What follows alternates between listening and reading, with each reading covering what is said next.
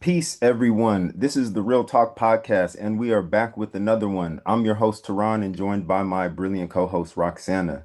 Today, we are very pleased to welcome back to our program for his second appearance, Dr. Andreas Görke. Dr. Görke, thank you for joining us again. I'm happy to be here. Oh, yeah, we're happy to have you. We've been looking forward to this conversation, especially after reading your work on early Tafsīr traditions, which we found to be not only fascinating, but also surprisingly optimistic in terms of what can still be recovered from the earliest layers of Quranic interpretation. So this also appears to be a topic of considerable interest to you, especially since you've returned to this question of early Tafsīr multiple times now in your 2016 and 2020 articles, of which we'll be discussing today, and in a recent lecture that got a bit of social media publicity, or I've seen it spread around social media quite frequently, and even a forthcoming study that I hope you will shed light on later on in the discussion.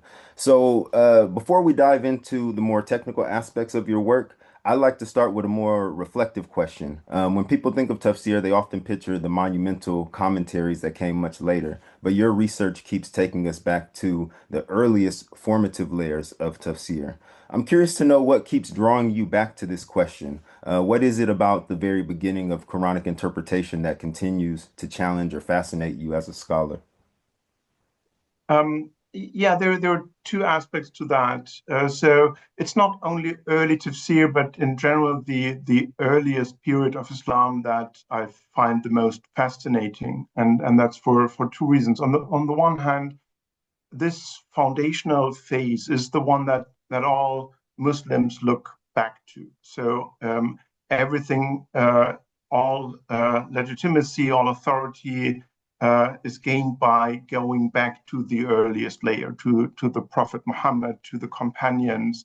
And that's the case in almost all branches of Islam. So that is the focus where people think this should be the model to follow. So we need to understand what the earliest generations of Muslims did to get a sense of what Islam should be.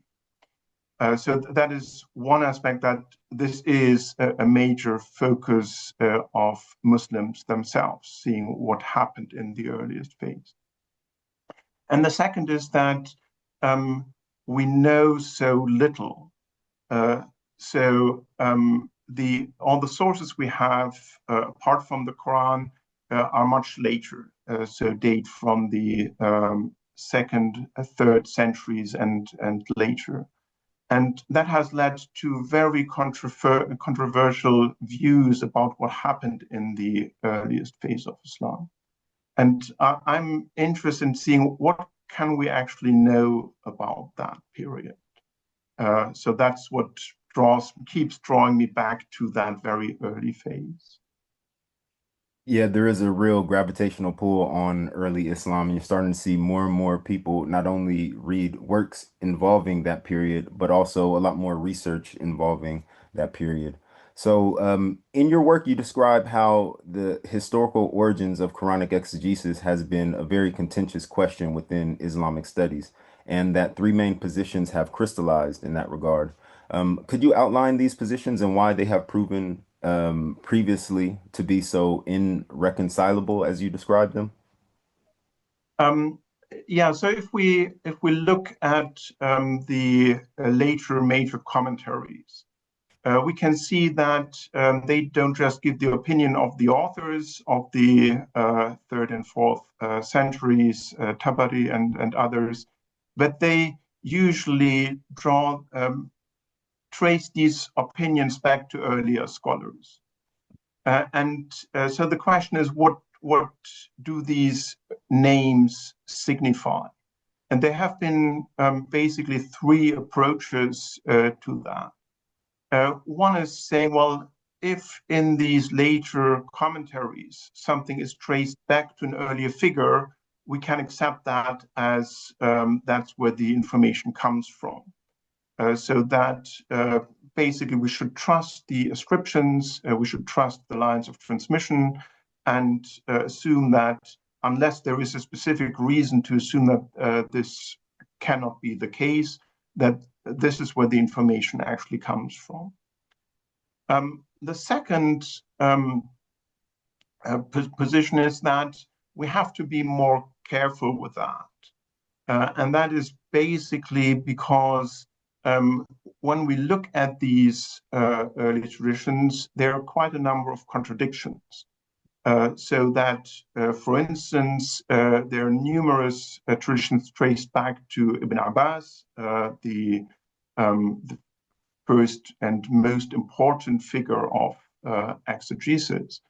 And these are often contradicting. So he is quoted with one tradition to one opinion, and then also he is the authority of saying, well, it's something else. And so that this, we need to be much more careful in just accepting the ascriptions and study individual traditions to see whether they can be reliable or not. And but they would still be able, in this position, scholars would still feel able to extract some authentic traditions and distinguish them from later inventions or later ascriptions.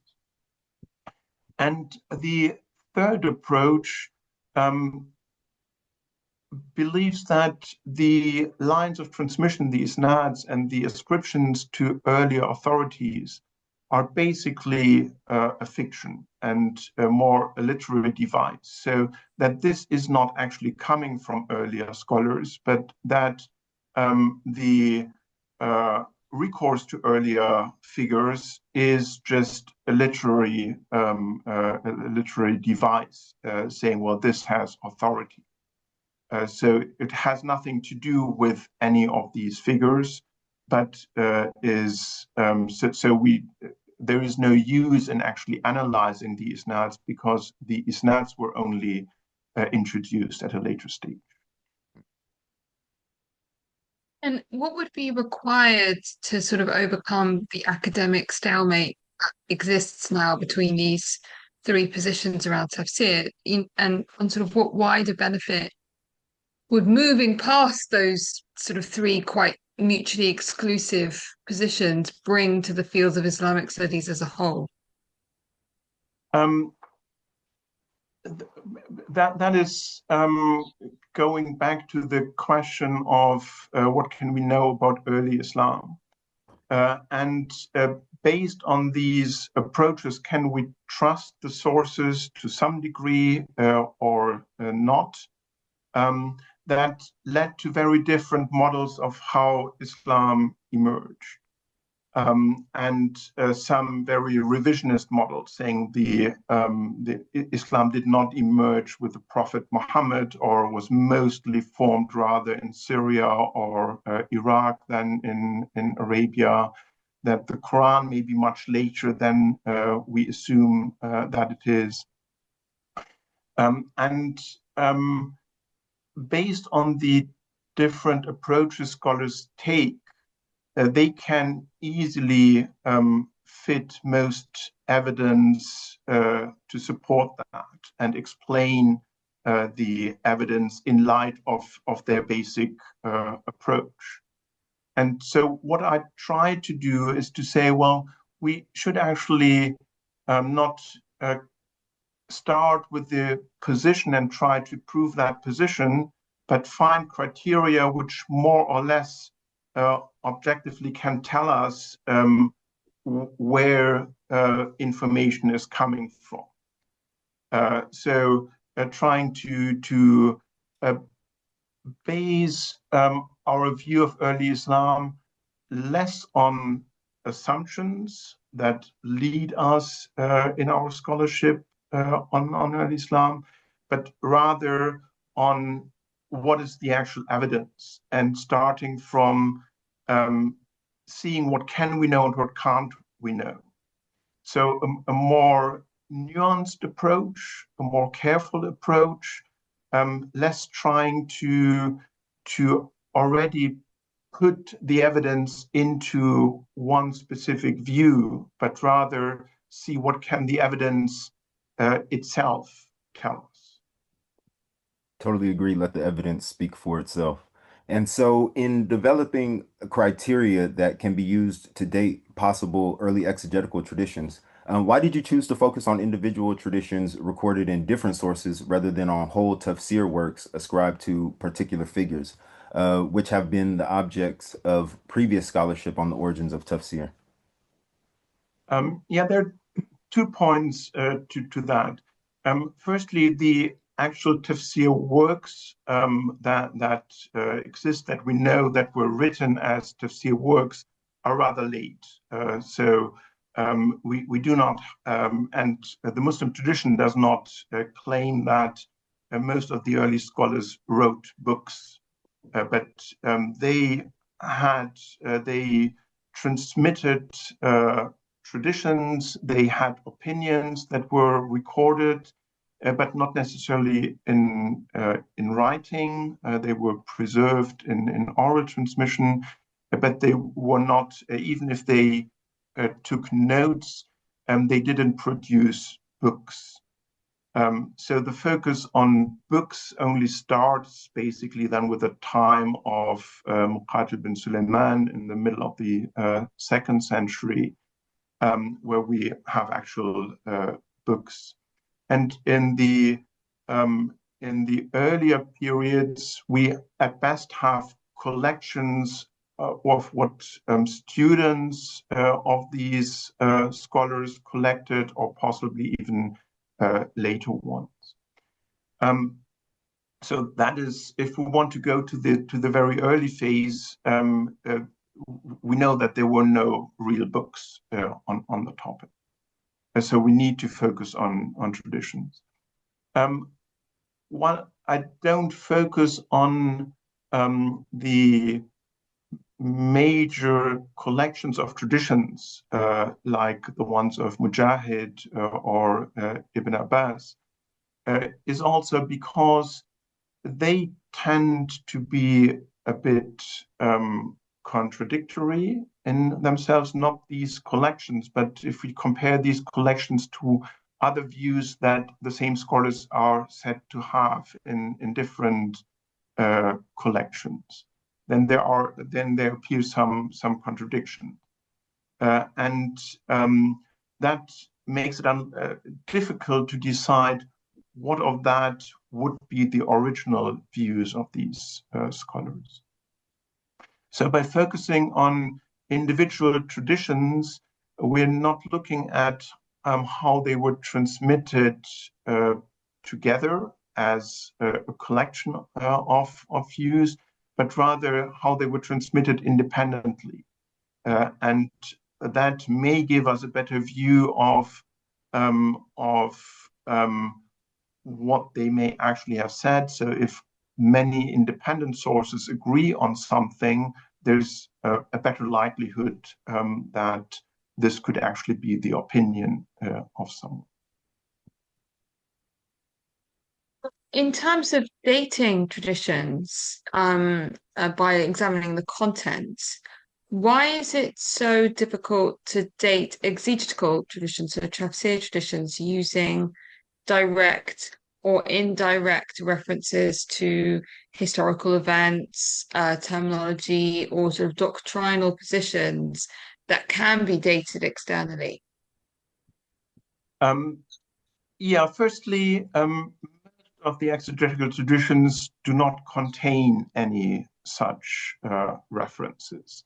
So most exegetical traditions explain a word or a phrase. They give a context for a specific verse.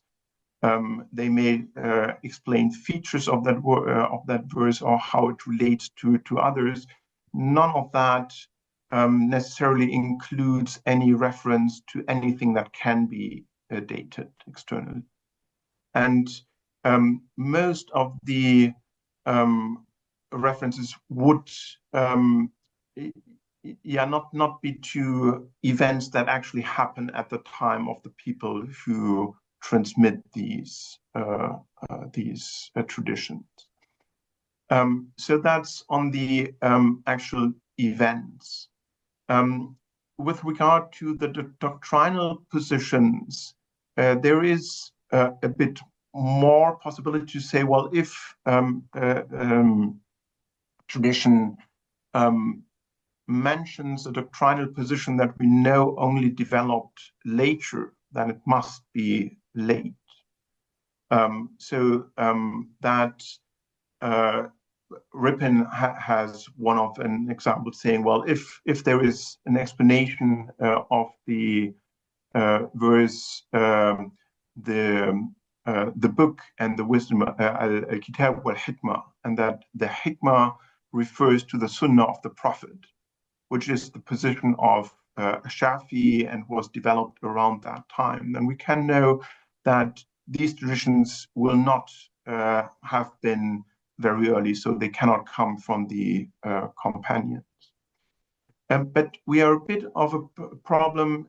We have a bit of a problem that we may come to a circular reasoning here, that we assume that things must be late because they are not mentioned at a specific point, or that they must be early because they come in there. So it's very difficult to find objective criteria why specific doctrines cannot have been earlier than assumed.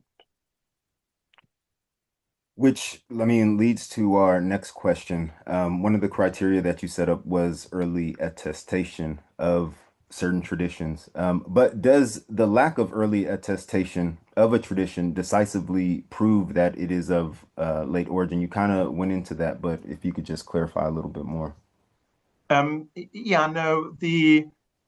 First of all, the criteria that I suggested are not individual criteria that on their own make a decisive argument in favor or against the early attestation of a view. It's taken together that they give some evidence, and the more evidence we get from different criteria, the more confident we can be that an ascription is actually early. And so with regard to the early attestation, if views are already cited in the earliest collections we have, they cannot have been invented later. It does not mean that that anything that isn't attested early cannot be early. It's quite possible that they were just not collected by these commentaries, by these commentators that we still have. They may have been transmitted in other areas and only be tested in later commentaries, although they can be early.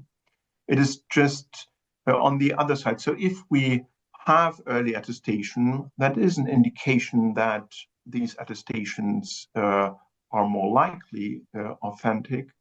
If we don't have that, that would rather speak in favor or draw in question whether they are actually early. If none of the early commentators mention a view by a specific person, one may wonder, well, where did it spread? And there may be explanations, so it doesn't rule that out. It's quite possible that these were just transmitted regionally. And we might find them in the earliest tafsirs in a specific region, although that may be late. So it doesn't completely rule that out, but early attestation would be an indication that these views seem to have circulated. When you kind of bring up something that is of importance to understand about tafsir is that for a long time, and even now that we have writing materials and books, tafsir was largely oral. So I can understand how certain traditions were passed on orally. Maybe when writing proliferated, wasn't put into writing right away, but still transmitted orally, and then maybe was put into writing at a much later date, even though orally it was being transmitted from its earliest from the earliest period.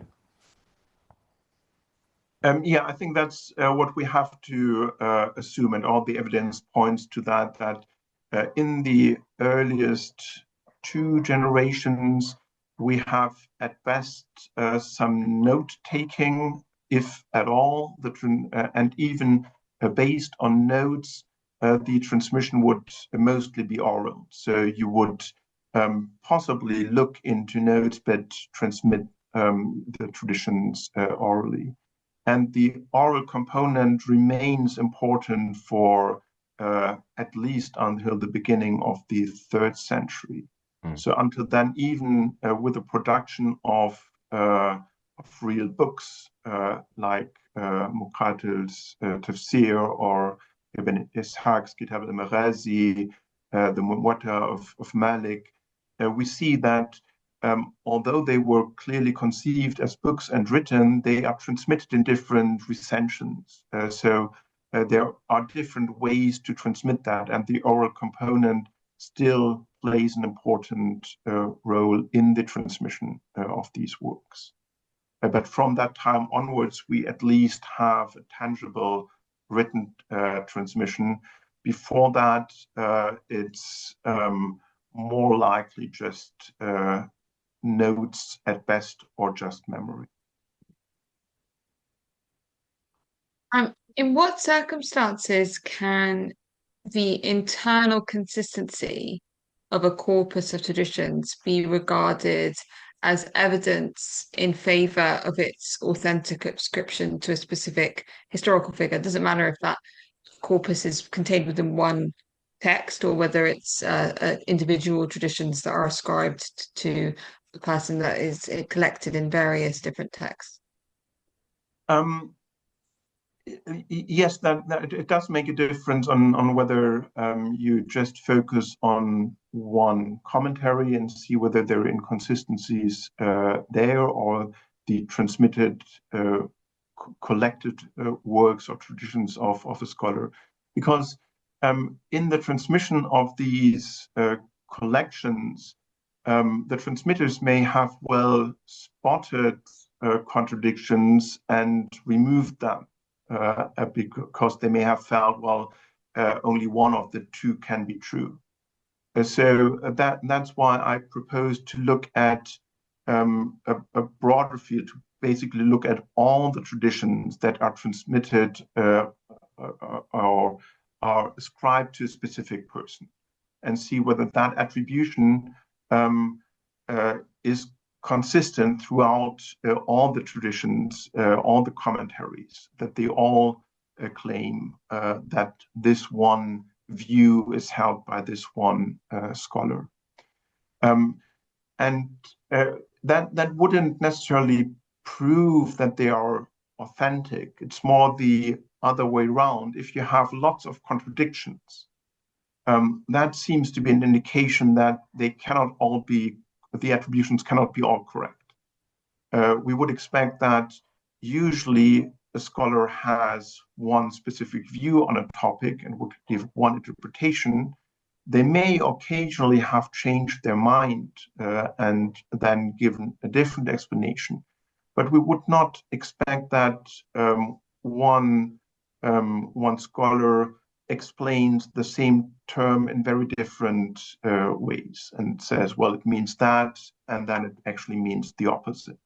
So if we find a lot of contradictions, we have to assume that at least some of them are wrong ascriptions, either by accident, thinking, well, that was maybe what they said, or deliberately ascribing it to specific authorities and saying, well, we want that to be a very authoritative view, so we ascribe it to a very famous person. So the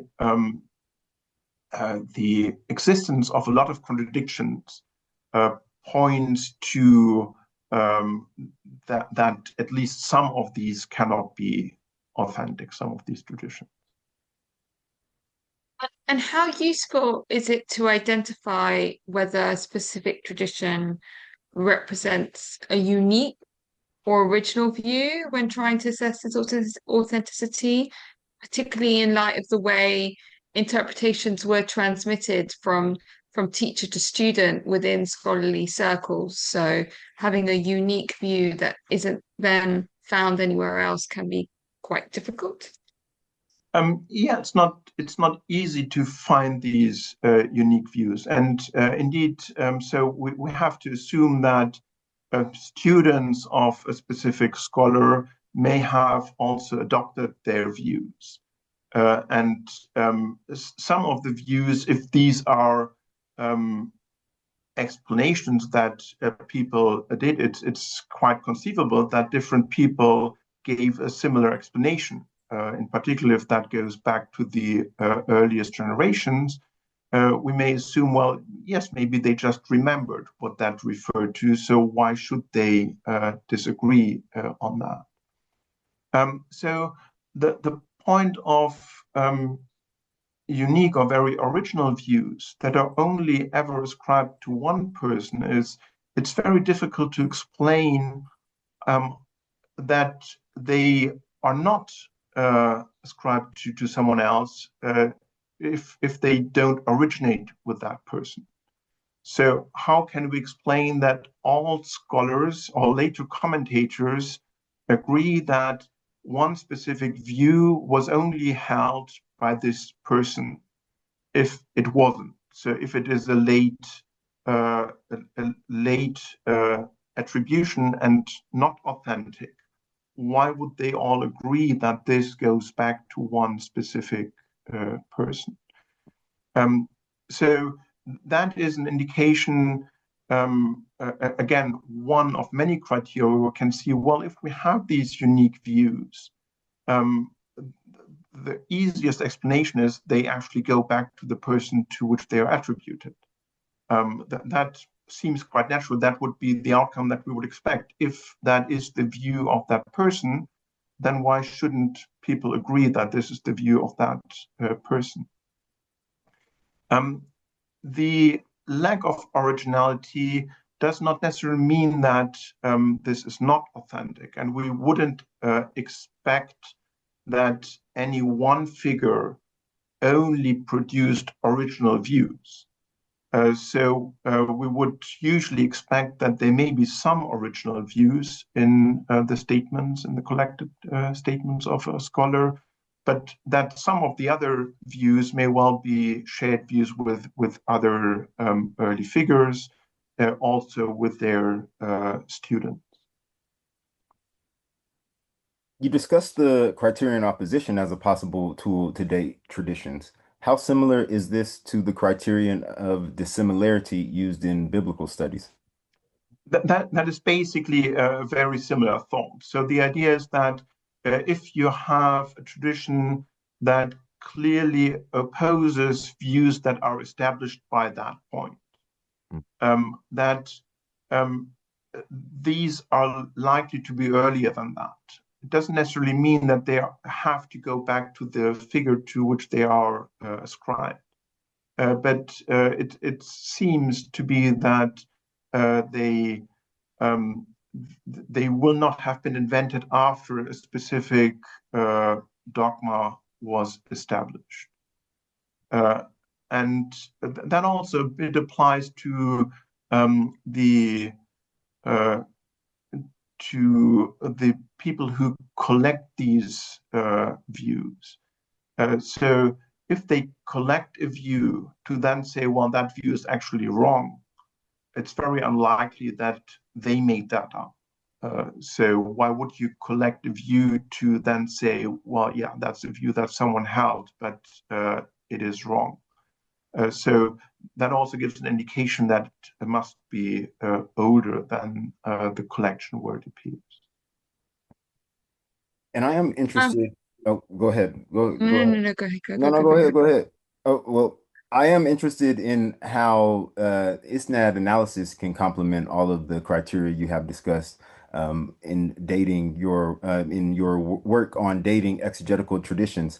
Can it still be a useful tool without being relied on completely? I know some people are under the assumption that Isnād analysis within academia has been totally seen as something irrelevant in order to trace back traditions going back to companions or even either the prophet. But it seems like you're a bit more optimistic in a sense of, okay, maybe as standalone technology, they might not be as useful, but in collaboration or corroboration with other criteria, they could actually bring some life to understanding traditions or seeing how early that we can date them back to a certain period. Um, yes, I certainly think that we should not dismiss the Isnād. It is information we have, and we do not necessarily need to assume that they are all genuine. But we should at least take them into account and see what they can tell us. And as you know, I'm have worked a lot with the Isnād meta-analysis, comparing the different lines of transmission with the wording of the traditions that are transmitted in these ways. And by that, we can establish how a tradition changes in the course of transmission, and also sometimes who is responsible for that. That at least brings us back to a common link, so to a transmitter from whom many students then transmit a specific view. Now, for exegetical traditions, there are two main problems with that. One is that most of these traditions are not transmitted as widely as our legal transmissions. With legal, to some degree, with historical traditions, we can compare some 50, 70, sometimes more than 100 different versions of the tradition and compare how the wording differs, and then see how that relates to the lines of transmission. But by that, we can get a good view of how the tradition was shaped in the course of transmission, also by different interests of different later transmitters. In exegetical traditions, many are very short. They're just an explanation of a word giving with a different term, a synonym that explains that. There's no variance there that you can compare. So you can also not see whether the transmissions are independent to some degree. And then they're usually only attested very few times. So many of the traditions do not appear that often as we are used from legal tradition. That does not mean that they can't be useful. So in some cases, we can still see that some of the traditions are transmitted more often and with several variants. And in this case, we can use the analysis. Independently of that, the look at the Isnāds also tells us a bit about, even if there are fewer, a bit about the areas where these were transmitted. And that brings us back to the criteria. So if we are looking at less prominent figures, then we would assume that their traditions will most likely be transmitted locally and not spread fast because they were not as famous. So that could be an indication from these Isnāds to see, well, did they only were they only transmitted very locally over a period of time? And I hope this question doesn't move too far besides the point, but I am curious, why do we have more variants of traditions related to jurisprudence than we do of Quranic exegesis? I would have thought, especially in the early period, Quranic exegesis would have been more important to discuss, talk about, more traditions would have came about in from that direction than from the opposite when we're told that in the Quran there aren't really that many Quranic verses dealing with law as such. So that's just as I was reading your article, I was just curious about that. Um, for legal traditions, um, at some point, uh, the reliance on prophetic traditions became important, certainly from the time of Shafi'i to some degree, certainly a bit earlier, but from that time, um, the reliance on hadith, on statements of the Prophet or reports about what the Prophet did became hugely important in law and were therefore uh, collected systematically and but also invented on a huge scale. But that's why we do have lots of references. We have huge hadith collections that on every single topic contain dozens of hadith. For the exegesis, it doesn't seem to have been the case that you would need to go back to the Prophet, a statement of the Prophet or of the companions. So if we look at the hadith commentaries, most of the statements come from the second and third generations of Muslims, so the generation of the successors and their students. So the interpretations seem to have been open for a longer time. They didn't need to go back to the earliest phase, and people were fine to come up with their own explanation. So in all the commentaries, you find scholars expressing their own opinions.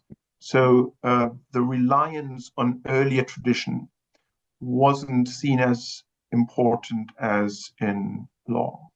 Very interesting. And that's why we have fewer traditions altogether. So you could collect those, but it wasn't necessary. You could say, well, I believe this is the case. And so, for instance, a scholar like Mujahid, who's of the successor generation, very often just gives his own statement and does not trace that back to earlier generations. And yeah, I'll leave it at that because that just spawns so many more questions. When you're trying to address the question of tafsir origins, previous scholars have focused on major iconic figures within that tradition, like Ibn Abbas, who was given so much authority in later works. Why is it more useful, in your view, to focus on minor figures in the tafsir tradition rather than major iconic figures?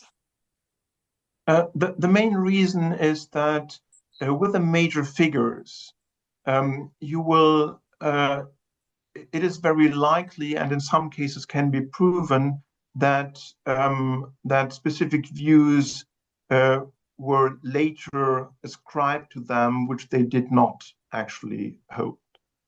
And we can see that in the many contradictory views, for instance, of Ibn Abbas. Basically, if you open a random tafsir and go through a number of verses, you will find that the authority of Ibn Abbas is invoked on almost any verse for different views. So there is a lot of contradiction that seems to be mainly because he was regarded as the authority in that regard, in that field. And the same can be said of many of his students. So they were regarded as high authorities. And so it would make sense to ascribe a view to them. Some scholars have also suggested that these are not necessarily, that the ascription of a view to Ibn Abbas doesn't necessarily mean that they were thought to actually go back to him, but that this would symbolize a specific school. So deriving the meaning in the way that Ibn Abbas and his students did.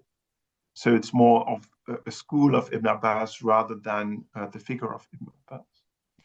Focusing on minor figures eliminates that rationale. So a position wouldn't gain in authority if you ascribed it to an unknown figure who wasn't renowned for their knowledge of exegesis.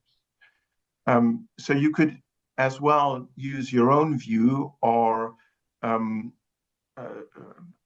there is no rationale where you could say, well, let's say that this view comes from this unknown figure who is not an expert in exegesis. Why would you do that? It does not enhance the authority of that statement. It doesn't. You don't gain anything by wrongly ascribing it to an unknown figure. So the focus on lesser known figures may actually help us to find traditions where there is less motivation for wrong ascriptions.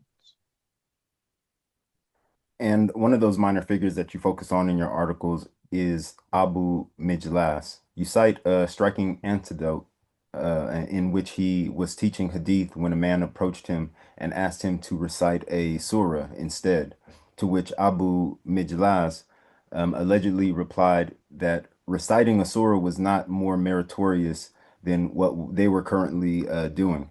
In this story, a possible indicator of early theological disquiet about is this story a possible indicator of early theological disquiet about the transmission of Hadith?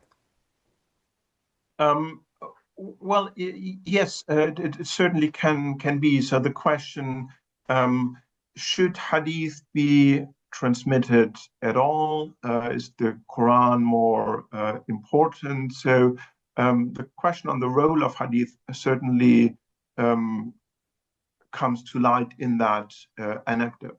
So now we don't know whether that anecdote is historical, but it indicates that there is some dispute about the value of teaching Hadith and the value of teaching the Quran. That certainly is an indication for that, yes. And how did Abū Mijlaz exegetical traditions perform in regard to the criteria you developed when you applied it to his traditions? The traditions of Abū Mijlaz, so I looked at them with all the criteria. Are they attested early? Are they original? Are they consistent? And do they oppose later views? Do their students have the same views or not? And they do remarkably well in all of these criteria. So they are, or some of them are tested early. They are very consistent. There are almost no or no contradictions between these views.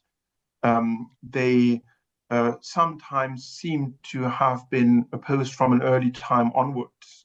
So Tabari quotes something, a verse of Abū Mijlaz, and then explains at length why it cannot be true. And also brings in earlier authorities like Mujahid, who already objected to that interpretation.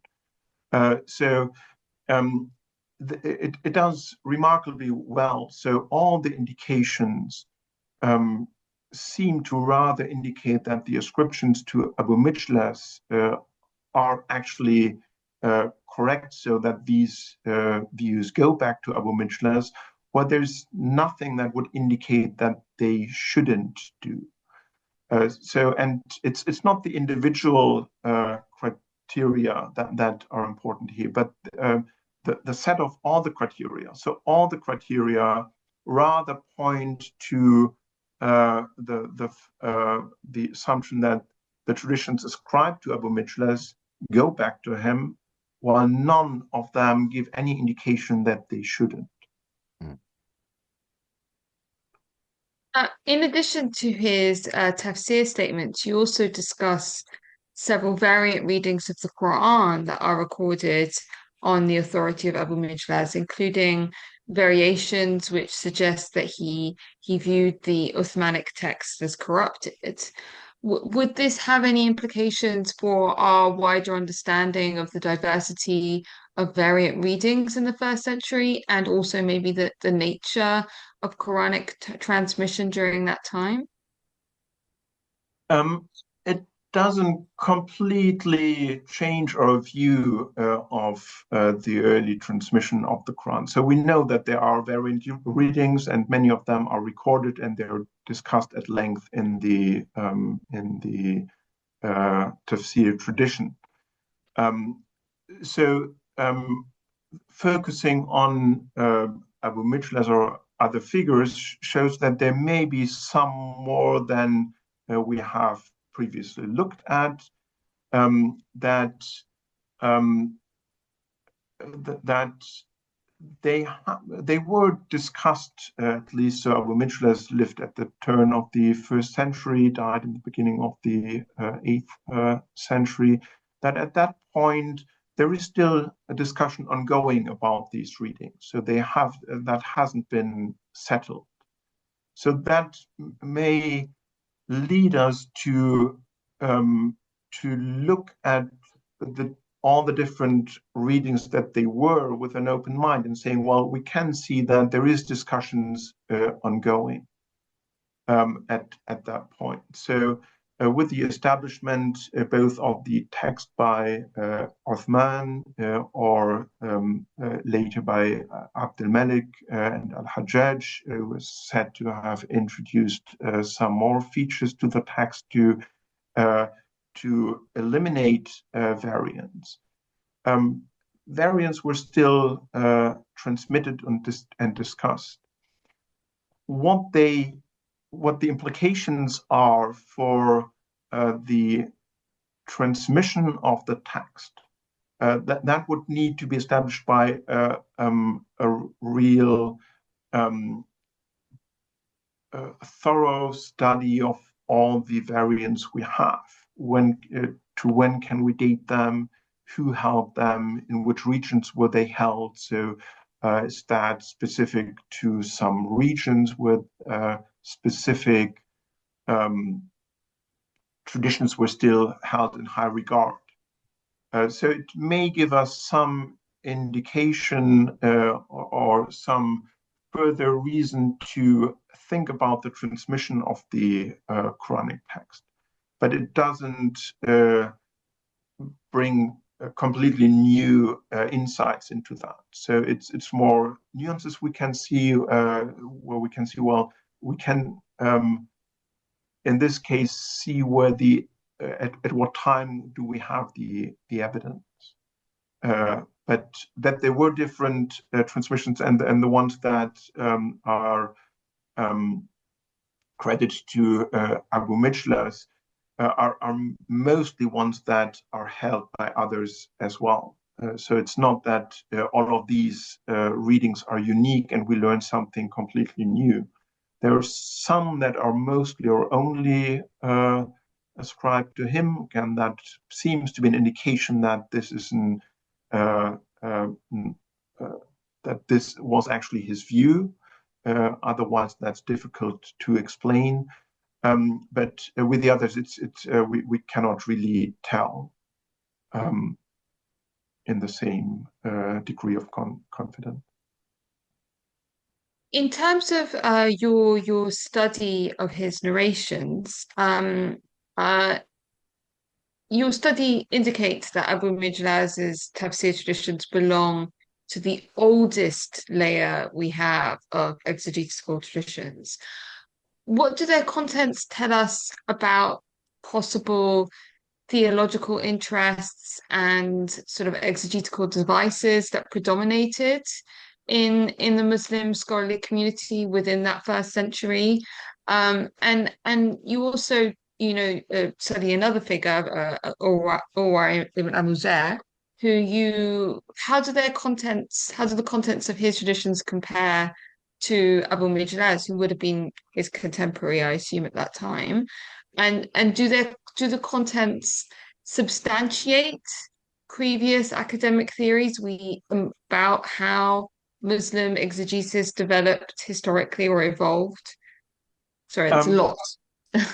Yeah, so both these two figures, and I've studied more in the meantime, do already use quite a number of exegetical devices, so ways to make their arguments. So they use a paraphrase, they use the historical context, so the Asbab an-Nuzul, although they don't name it that way. Abū Mijlaz also looks into, compares different Quranic verses. So he looks at what other Quranic verses may tell us on the interpretation of something. Both Ұрwa and Abū Mijlaz have a number of variant readings, ways they read something that also gives rise to an interpretation. They look at legal implications. Abū Mijlaz also brings in information from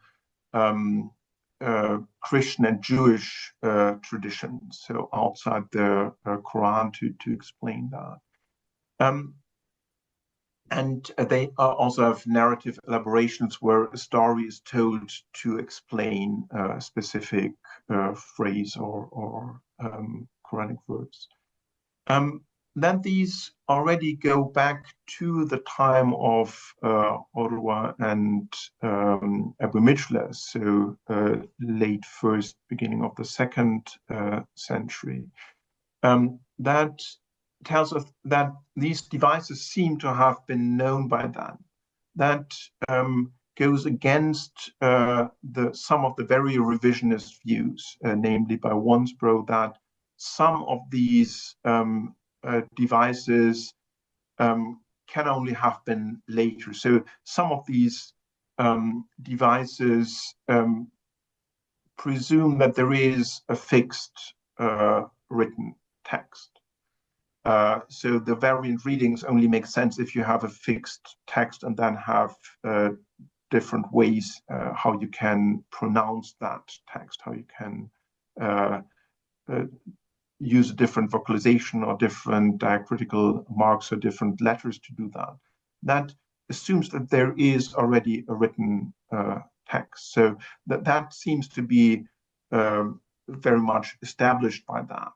So that's very much in line with traditional Muslim views that the text existed, but also mostly Western views on that. But it does go against the view that the Quranic text is much later than that. So we wouldn't expect any of these discussions if the text wasn't fixed at that point. And it also shows that many of these devices were employed from quite an early stage onwards. In my opinion, in my non-expert opinion, of course, you've applied your criteria quite convincingly to figures like Ұрwa ibn al-Zubayr and Abū Mijlaz. So I'm going to change the nature of this question a bit because of the discussion we had before we started recording. Have you applied this criteria to any other minor figures, and have they yielded the same results, or were there any figures that yielded different results? So I have thought whether, so both ʿUrwa and Abū Mijlaz belong to the generation of the successors, so they are not of the companions of the Prophet. So I try to find whether there are actually any companions where we can apply the same criteria. And find companions who are minor figures. So unlike Ibn Abbas or Ibn Mas'ud or Ubay bin Ka'b, who we know were famous for their expertise in the Quran. So we might expect that that attributions are just that attributions because they were famous figures. And I did manage to find at least one companion where that seems to work. So the companion al-Barā bin Āzib was a companion of the Prophet, who then took part in some of the conquests and settled in Kufa. And his traditions, or the traditions in which his name features, which are attributed to him, are extremely consistent. There are almost no contradictions in them. Many of them are tested early. Some few are original, also with regard to the variant readings. So yes, I would argue it is possible to find at least a few traditions that can be traced to a member of the original audience of the Quran. So one of the people who actually experienced the Prophet and the revelation, and then recalls what that means. The traditions, and it helps to compare the three together. So the traditions that are traced back to al-Barā, they are less complicated. They have so less devices. It's mostly just explanations of words and some narrative elaborations. It does not bring in other Quranic texts. It does not have any discussions of grammatical features.